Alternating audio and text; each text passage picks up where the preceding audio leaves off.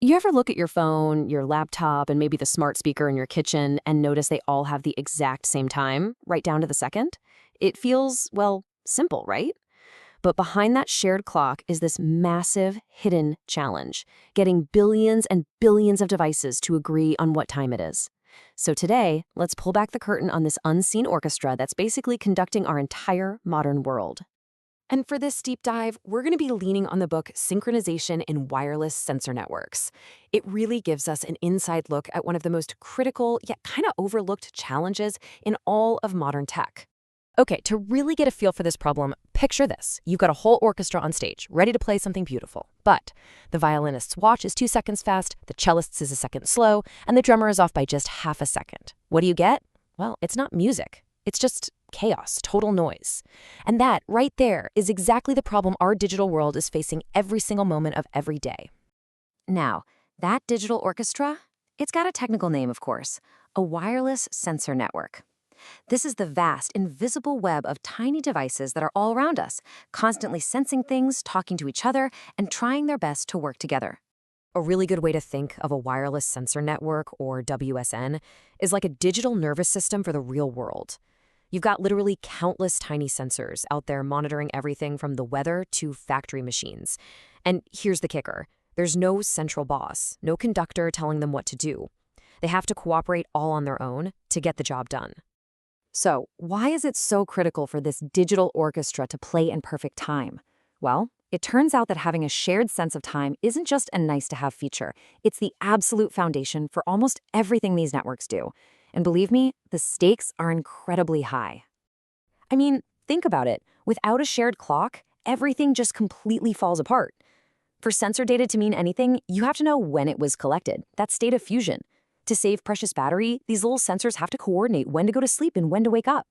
To avoid talking over each other and creating a data traffic jam, they need to schedule their transmissions. And for security, you absolutely need an accurate, undeniable timestamp. Without sync, the network is just that chaotic noise we talked about.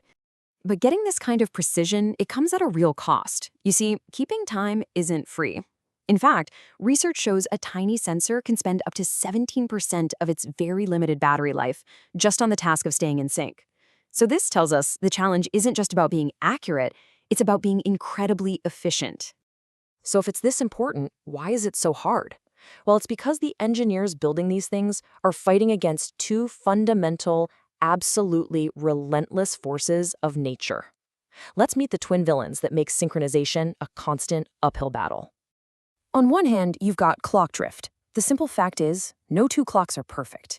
Even if you set two sensors to the exact same time, down to the nanosecond, the tiny, cheap crystal oscillators inside them run at infinitesimally different speeds. So one might lose a few microseconds an hour, another might gain a few, and over time they just drift apart. It's inevitable. Then, on the other hand, you've got message delay.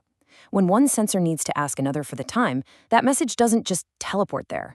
Its journey is messy and unpredictable, and that creates this sort of fog of uncertainty that's incredibly difficult to account for.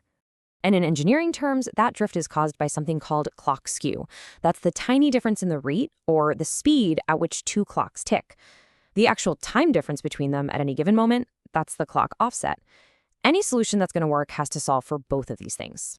And this slide right here shows you just how messy that message delay really is.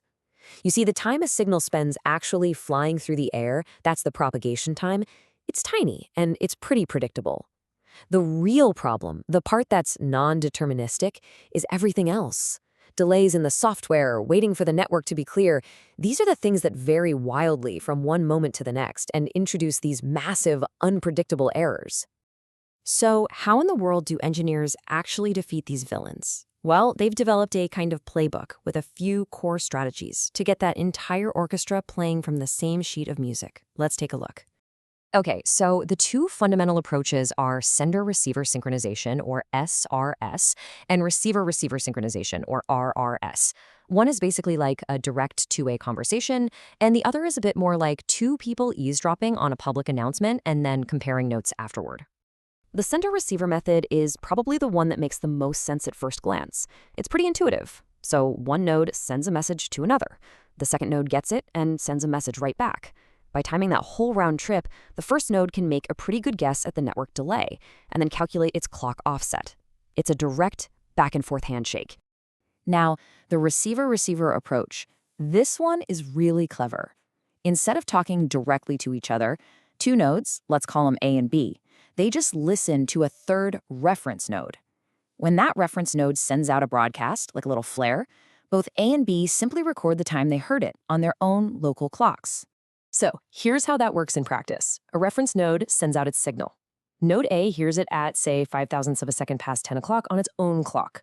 Meanwhile, node B hears that exact same signal at 0.03 of a second past 10 on its clock. Then, all they have to do is share those timestamps with each other, and boom, they instantly know they're offset by exactly 2 milliseconds. The actual time the message was sent doesn't even matter. And this is why the receiver-receiver method is so powerful, so elegant. It just sidesteps the biggest sources of error entirely. As the book puts it, it completely removes those unpredictable send time and access time delays from the equation. All that matters is the precise moment of reception, which is much, much easier to control. Okay, so why does all this nitty-gritty technical detail really matter to us? It matters because solving this tiny problem of time unlocks a future where our physical and digital worlds can truly merge, all operating on a single, common, universal clock. A synchronized world is what enables things like sensor grids that can track the spread of a wildfire in real time.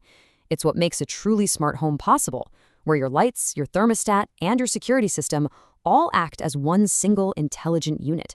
It makes industrial robots safer and way more efficient, and it allows health monitors to provide life-saving data with perfect timing and context. It's honestly incredible when you stop and think about it. The entire massive potential of these world-changing invisible networks, it all comes down to solving a problem that's measured in millions of a second.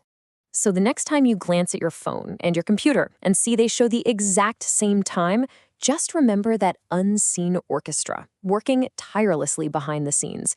And then ask yourself, what amazing new symphonies of technology become possible when every single instrument finally plays in perfect synchronized time?